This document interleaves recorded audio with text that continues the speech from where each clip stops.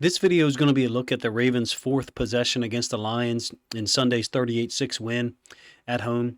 It's kind of an interesting possession to look at and an interesting time of the game. The defense is dominant to this point. 3 stops, 3 consecutive 3-and-outs. We're up 21-0. We've been making what I think is tactical decisions, schematic plans to throw the football against the Lions, particularly against their base defense. And then we come out on this fourth possession. And this is actually kind of scary to watch at this point for me because there's a part of me that's like, can you be this complete in the pass game and the run game at times on the same day? Now, we know that after we went up 28-0, we had another opportunity on an option play for Lamar to maybe keep it around the right side, possibly put us up 35-0, which is kind of unbelievable to even talk about. This drive is boundary side dominance. Every single play is run to the right-hand side of the offense into the boundary against the Lions. And why do I mention that continuously?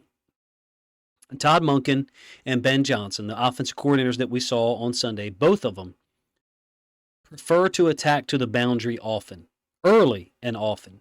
And this drive, the fourth possession, almost seems like Todd Monken's way of saying, I'm going to run everything over here, and you can't stop it. And we're going to start with a counter option play by Lamar that I think he can do either one, keep it or give it. Depends on how you teach the concept. My experience being around the option game has been you give it unless the defender does a certain thing. So for my experience, I think it should be a give read. But Aiden Hutchinson is a guy that typically goes with the running back on these replays, number one. Number two, pre-snap read, Lamar's got an extra defender to the field in Tracy Walker, so I got no problem with his read being, a boundary side read. Let me keep it. If Hutchinson doesn't violently come upfield to attack me, let's get to the film. And when you see the plays in consecutive order, you'll see what I'm talking about in terms of them being run to the right-hand side. And basically looks like a moment where the Ravens were like, we're going to do what we want to you. So fourth possession, 21-0. Heavy ace pistol, meaning Ricard and Kolar are the tight ends. And it's a counter option play. This is left over from Greg Roman offense last year. It's a keep by Lamar. But you can see if we give the football, once Tracy Walker is flying out of here. Now, Lamar doesn't have, he's not reading anything like this, but it's a pre-snap show by Walker, and then he's flying out of there to halves, and Kirby Joseph is flying out of there to halves to the other side. But if we do give the football, we are in business off tackle. But Aiden Hutchinson is responding to Lamar keeping the football, so it's also possible that while I say that, he runs down from behind and gets involved in the play.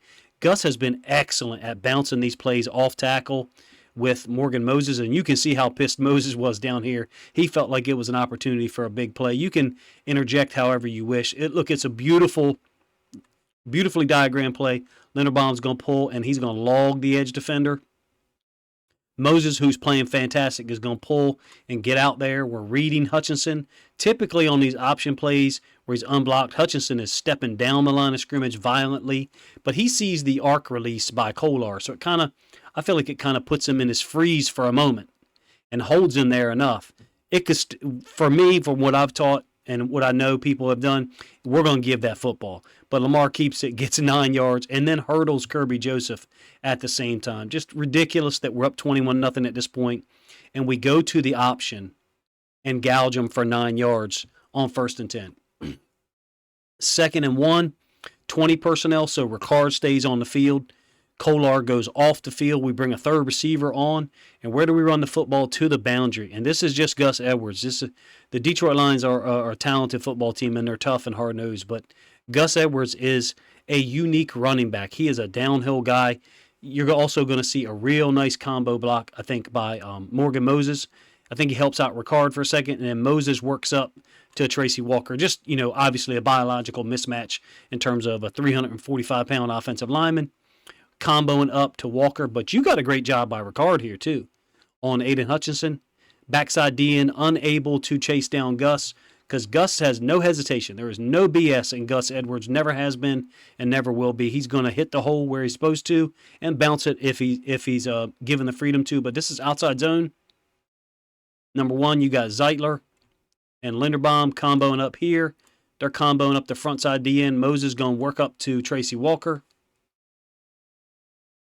And Zeitler has stayed on the 3 technique. Anzalone tried to go underneath, so Linderbaum peeled off to pick him up. And you got the front side seal by Moses. Gus running downhill. Cam Sutton unable to get off the block.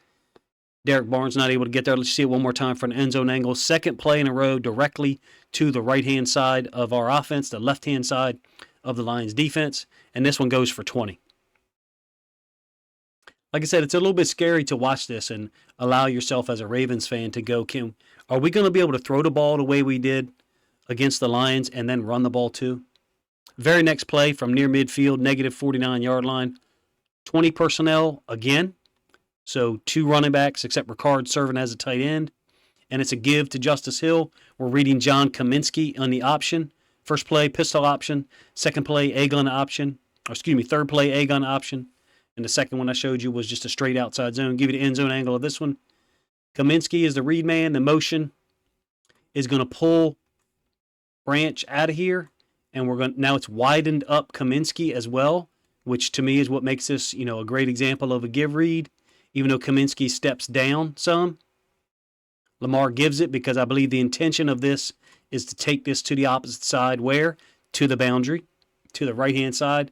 Hill hits it downhill for, I think, 26, 27, something like that. Kirby Joseph was involved in a lot of stuff. It's a brilliant usage of personnel to go 20 personnel, tight end to the field, keep the nickel out there, and then run the ball back into the boundary. I don't think it's designed to be a same-side run in any way, shape, or form, meaning I think the intention of this is to run the ball back to the boundary. Down there on the 24-yard line now, 4th play of the drive, and this is a leftover play from Greg Roman's scheme as well. It's going to be the fake quarterback sweep. Now, the announcers can say what they want about the horizontal movement of the line and all that stuff. This play works for a reason because defenders in the NFL nowadays are oftentimes taught to look in the backfield. Well, they're seeing Lamar run and they step up. This is the 3rd different team this has worked against. It worked against the Tampa Bay Bucks last year on the road. I think it worked the very next week against the Saints.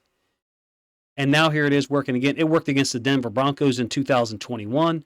Always to our right-hand side, always to the boundary. Those things work because of what NFL defenders are being taught to look at for some of the reads and not reacting to people who just running right across their face. Cam Sutton's having a great season, I think, for the Lions, but he's not seeing Andrews at all. Lamar hits him wide open for 22 yards. Almost get a touchdown out of this one to cap the drive. Maybe Lamar hangs on to it a quarter of a second longer. Get the end zone angle. You'll see what I'm talking about. All these defenders flying out of there. Same thing happened the first play of the 4th quarter against the Denver Broncos in 4th quarter in 2021. Same thing happened last year. Isaiah Likely got his touchdown, I think, against the Saints. I believe we ran this against the Bucks as well last year, the week before. Let you see it one more time. It's a fake quarterback fake quarterback sweep, Hitting Andrews wide open. He's, gets past Kirby Joseph, but Anzalone recovers to make the tackle. I guess this is the only play that isn't designed to go to the right-hand side. Ball is on the right hash. Play action to that side. I think it's supposed to be to Andrews to the right. Lamar and him kind of reverse field. Ends up being incomplete. The very next play, however, is clearly designed to go to the right because that's where Gus Edwards scores. Unbalanced bunch right A. So Andrews is on as the tight end and 12 personnel with Likely. You see Likely with a great block on Jack Campbell. And then Ronnie Stanley's over there as the unbalanced 6th offensive lineman to the right. Well, I shouldn't say 6th. He's over there as the additional offensive lineman to the right. Same play that we ran for a touchdown with J.K. Dobbins against the Houston Texans in week 1. So the way we're going to block it, same way we've blocked pin, pull, pitch the whole year. He's going to pin down. Likely's going to peel out, kick out. And I think Moses gets out of here as well. Leads up late on, I believe it's Barnes, or maybe it's a safety. Physical play. Pin, pull, pitch. You can see the seal blocks by Stanley. Flowers trying to get up on Barnes. Moses finishes Barnes off. 2-yard touchdown for Gus. It's 28-0 at this point.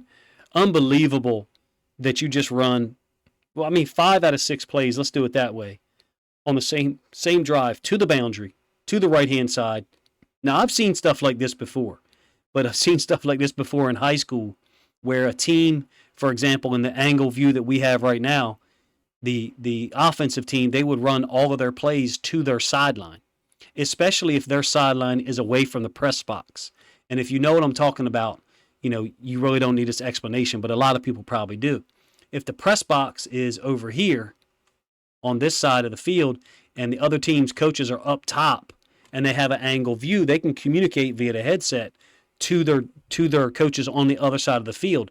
But if the press box is on the other side and your sideline is here and you run 5 consecutive plays to your sideline, you are controlling the tactical adjustments. You're removing the other team's coach from the ability to make those tactical adjustments because the play is so far removed from them. It's on the other sideline. That doesn't come into the play in the NFL at all because of the views that those guys get from where they are. The point is, this is almost a disrespectful thing for the Ravens offense to do in this situation by running 5 out of 6 plays into the boundary against the Detroit Lions defense that prides itself on being physical so far. And this was a moment. I mean, look at the play-by-play rundown.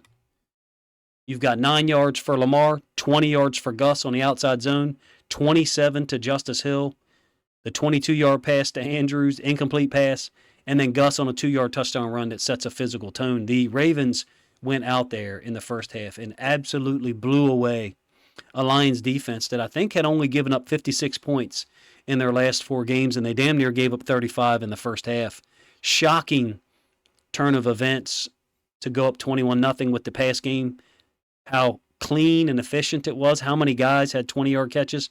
And then this fourth possession was the ultimate level of disrespect. It wasn't intentional disrespect, I don't think, but the ultimate level of, I'm going to do this over here, and you can't stop it. And on that day, the Lions were unable to. Man, I appreciate you guys' time. You let me know what you think of this fourth possession. Covered a lot of Lamar's throws in a video that I put out last night. I'll link it up here for you guys to check it out if you want. But this drive here was a complete reversal of strategy and a moment where I felt like the Ravens were testing the limits of what they could get away with against this Lions offense.